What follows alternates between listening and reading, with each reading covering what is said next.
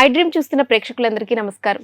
ఈరోజు మనతో పాటు ప్రముఖ వాస్తు జ్యోతిష్య పండితులు, ప్రముఖ ఆధ్యాత్మికవేత్త నానాజీ పట్నాయక్ గారు మనతో పాటు ఉన్నారు. గురుగారితో మాట్లాడదాం. నమస్కారం గురుగారు. శ్రీమాత్రే నమః. అలాగే గురుగారు, నవగ్రహాల్ని మనం ఏ విధంగా దర్శించుకోవాలి పూర్తిగా చెప్పండి. ఇప్పుడు నవగ్రహాల విషయంలో కొన్ని రూమర్స్ ఉన్నాయి. అంటే ఎట్లాగా, నవగ్రహాల దగ్గరికి వెళ్ళినప్పుడు వాటిని ముట్టుకోకూడదు. అదేం కాదు. లేదా నవగ్రహాలు దర్శించుకున్నాక కాళ్ళు కడగాలి, ఇలాంటివన్నీ మీరు అన్నట్టు అపోహలు. ఇక్కడ ఒకటమ్మా, మీకు అక్కడ నూనె ఏదైనా ఉంది, అంటుకుంది, అది మళ్ళీ అదే తీసుకెళ్ళి మనం ఆలయంలోకి వెళ్తాం కదా. ఆలయం అంటే అనవసరంగా మన పాదాల వల్ల ఆ చెత్త తీసుకెళ్ళి అక్కడే వేస్తామేమో. నూనె ఇప్పుడు శనికి నూనె పోస్తారు, ఆ నూనె అంతా కింద గారింది, మనం అదే మట్టేసాం.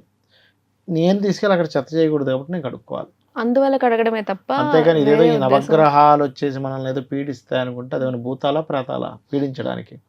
నవగ్రహాలు వాళ్ళు కూడా దేవతలే. దేవతను దూషించిన ఫలితం వస్తుంది మీరు కనుక అలా ఫీల్ అయితే. కాబట్టి నా పాదాలతో మళ్ళీ ఇక్కడంతా చెత్త చెదారం నా కాళ్ళకి అంటించుకున్నాను, ఇది తీసుకెళ్ళి మళ్ళీ గుళ్ళోకి తీసుకెళ్ళడం కరెక్ట్ కాదు కదా.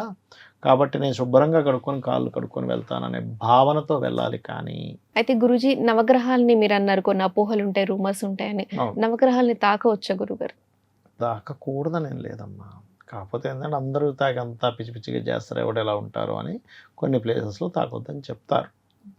ఇక్కడ ఏంటంటే నీకు భావన ఏంటి మైండ్లో, అమ్మో శనిని ముట్టుకుంటే నాకు శని పట్టుకుంటుంది, అలా అయితే ఇంకేం అసలు అలా ఏం కాదు. కొంతమంది ఆంజనేయం పాదాలు పట్టుకుంటే శని వస్తుంది, ఏంటది పాదాల దగ్గర తొక్కి పెట్టాడు కూడా అక్కడ ముట్టుకుంటే శని వస్తుంది, అంత ఈజీగా వస్తుంది అనుకుంటున్నారు. ఒక కర్మ రావడం అంటే, శని అంటే కర్మ, అందులో గుడ్ ఉంటుంది బ్యాడ్ ఉంటుంది, అంత ఈజీగా వచ్చేసేటట్టయితే ఇంకేమి, అంతే కదా. బాగా అపరకు పేరుంటున్నాడు, ఆయన తీసుకెళ్ళి శనిని ముట్టుకోమనండి, అవుతాడేమైనా సడన్గా అప్పటికప్పుడు పోతాయి అన్నీ? తాకకూడదు అనే నియమం అయితే అలా అయితే ఇప్పుడు లక్ష్మీదేవి పాదాలు ఉంటాయి, పోయి ఇట్లా ముట్టుకోగానే వెంటనే వీడికి అపరకు పేరుడు అయిపోతాడా? వీడికి కర్మ ఉంటుంది ఒకటి, కర్మను బట్టి. కాకపోతే నువ్వు ఏ భావనతో తాకుతున్నావు, అమ్మ లక్ష్మీ అమ్మవారి నాకు మంచి జరుగుతుందనో, లేకపోతే అమ్మవారి పాదాలు నేను తాకాలనే భావనతో తాకడం వేరు. అందరికీ లక్ష్మి, ఈ విశ్వంలో ఉండే లక్ష్ములన్నిటికీ ఇవిడే కదా అనే భావనతో నువ్వు తాగినప్పుడు నీకు అనుగ్రహం వస్తుంది. అంతేగాని ముట్టుకోగానే మారిపోయేటట్టు ఏంటి, అదేమైనా మంత్రం? ఇలా ముట్టుకోగానే వీడు పేదవాడు అయిపోతాడు, ఇలా గొప్పవాడు అయిపోతాడని తాకొద్దని అయితే నియమం లేదు. కాకపోతే మనం అనవసరంగా అంత చెత్త చెదారం చేస్తామనే ఉద్దేశంతో కొన్ని కొన్ని టెంపుల్స్లో కొన్ని ఆంక్షలు పెడతారు.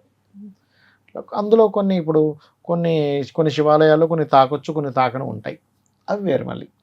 అట్లా ఇప్పుడు మనకి స్వయంభూ కొన్ని ఉంటుంటాయి. ఇప్పుడు శ్రీశైలం వెళ్ళాం, అక్కడ స్పర్శ దర్శనం అని ఉంటుంది. లేకపోతే కాశీ వెళ్ళాం, అలా స్పర్శ దర్శనాలు ఉంటాయి. అలాంటివి తాకొచ్చు, కొన్ని తాకకూడనివి కొన్ని ఉంటాయి. అట్లా అది తాకేవా తాకకూడని దాన్ని బట్టి వాళ్ళు తాకుతూ ఉంటారు. అట్లా అయితే గురూజీ, మనం దేవాలయ దర్శనం, కొందరు ఏంటంటే ఎప్పుడో వారికి కష్టాలు బాధలు వచ్చినప్పుడే దేవాలయం ఉందనేది గుర్తొస్తుంది, అప్పుడు వెళ్తూ ఉంటారు. కొందరు ఎప్పుడు దర్శించుకుంటూ ఉంటారు. అసలు ఆలయ దర్శనం అనేది మనం ఎప్పుడెప్పుడు చేసుకుంటూ ఉంటాం వల్ల మనలో పాజిటివ్ ఎనర్జీ కావచ్చు, మనకి శుభం కలుగుతుంది అని. మన ధర్మం ఆలయానికి వెళ్ళడం. ఆలయానికి ఎందుకు వెళ్తున్నాము అంటే కృతజ్ఞతాభావంతో, అక్కడ మన వంతు ఏదైనా సహాయం చేయగలమా. మీరు ఎంత రెగ్యులర్గా వెళ్తూ ఉంటే అంత పాజిటివ్ ఎనర్జీ మీకు వస్తుంది. జిమ్కి రోజు వెళ్తే మంచిదా, వారానికి ఒకసారి వెళ్తే మంచిదా అంటే రోజు వెళ్తే ఫిట్నెస్ ఉంటుంది. ఆధ్యాత్మికమైనటువంటి శక్తి ఏదైతే మీకు రావాలనుకుంటారో, రోజు పూజ చేయడం, రోజు ఆలయానికి వెళ్ళడం, రోజు ఏదైనా ఒక జపం చేసుకోవడం, మంత్రం తీసుకొని, ఇవన్నీ కూడా మీకు స్ట్రెంగ్త్ని పెరుగుతుంది. ఎందుకంటే ఆత్మశక్తి పెరుగుతుంది. ఆలయానికి వెళ్ళడం వల్ల ఆత్మశక్తి పెరుగుతుంది.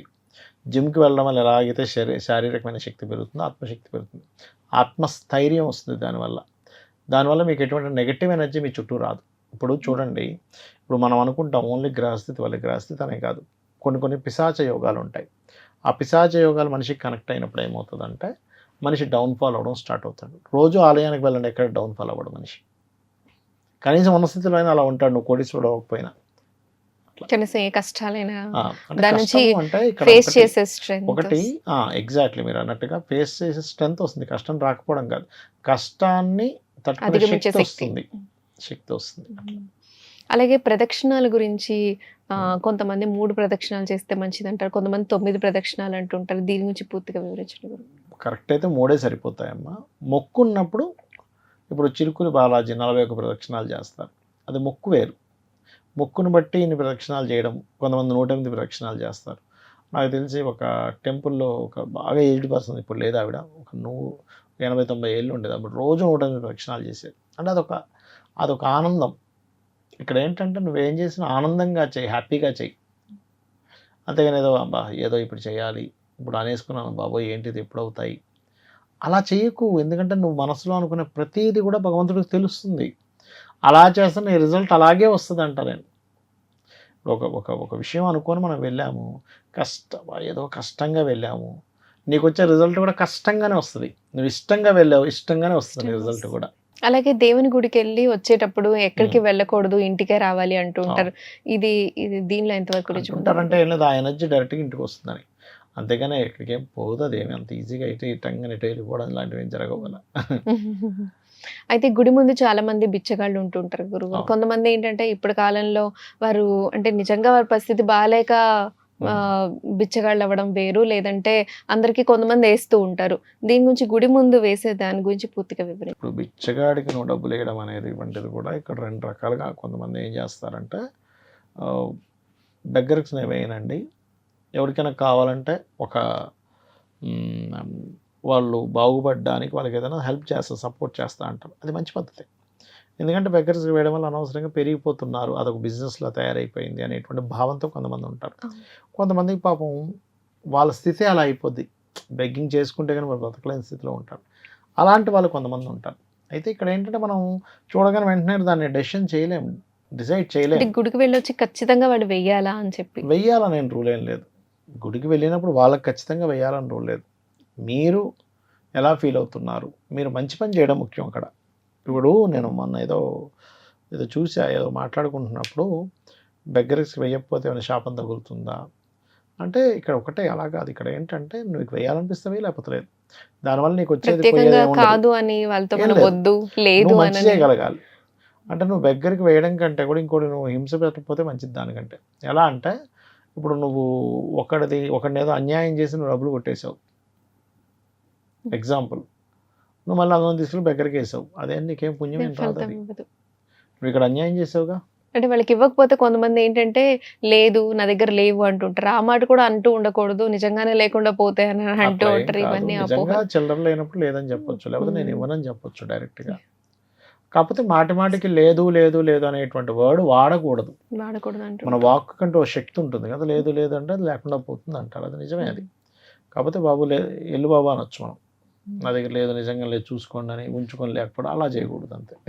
వాళ్ళు కూడా ఇప్పుడు స్కానర్స్ పెట్టుకుంటున్నారు. అయితే మీరు అన్నట్టు వేరే వాళ్ళని మోసం చేసి వీళ్ళకి ఇవ్వడం వల్ల వాళ్ళకి ఏం అంటే ఒకరిని మోసం చేసి ఒకరికి దానం చేయడం వల్ల అదేం ఉండదు. అది అనవసరంగా మనం ఈ మోసం చేసిన ఫలితం ఒకటి వస్తుంది కదా, దీని ఫలితం రాకపోగా.